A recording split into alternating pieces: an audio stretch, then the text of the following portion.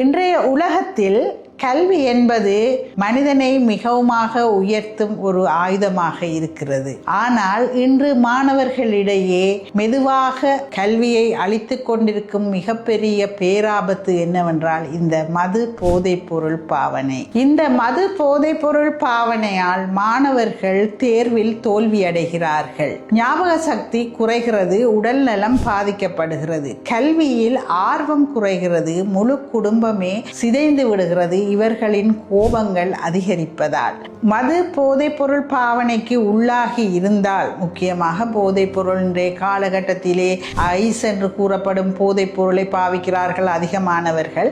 எந்த நேரமும் கண் திறந்து கொண்டே இருக்கும், நித்திரை கொள்வதே மிகவும் அரிது. எல்லா நேரமும் அவர்கள் அவசரமாக வேலை பார்த்து கொண்டிருப்பார்கள், அதிகமாக இனிப்பு சாப்பிடுவார்கள்.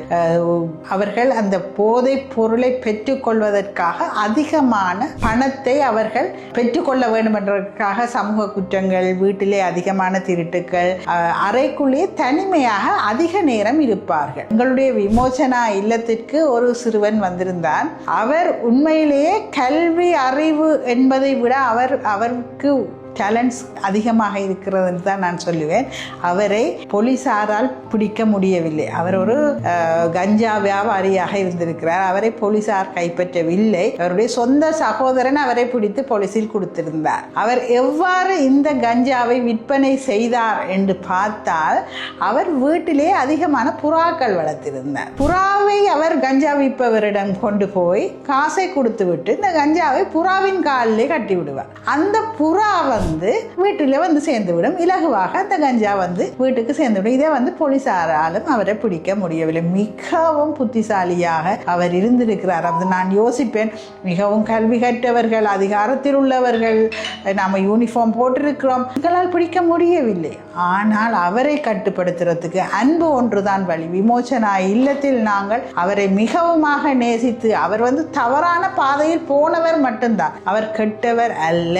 ஆகவே அவரை நாங்கள் வழிபடுத்துவதற்காக நல்ல ஒரு கல்விக்காக அவரை வொகேஷனில் போட்டு அவர் இப்ப ஒழுக்கமாக இருக்கிறார். எங்களுக்கு பெரிய ஆறுதல். ஆகவே மாணவர்கள் புனர்வாழ்வுக்கு செல்வது தண்டனைக்காக அல்ல, வாழ்க்கையை திருப்பி பெற்றுக் கொள்வதற்காக. இதில் எந்த விதமான கேவலமும் இல்லை. தவறான வழியில் சென்றவர்களை சரியான வழியில் கொண்டு வருவதற்காக பல புனர்வாழ்வு இல்லங்கள் நடைபெற்றுக் கொண்டிருக்கின்றன. அந்த வகையிலே கல்லடியில் விமோசனா இல்லம் தனது சேவையை சிறப்பாக செய்து கொண்டிருக்கிறது. நீங்கள் விமோசனா இல்லத்தின் உதவியை பெற விரும்பினால் கீழ்கண்ட தொலைபேசி இலக்கத்துடன் தொடர்பு கொண்டு எங்களுடைய சேவையை நீங்கள் பெற்றுக்கொள்ளலாம்.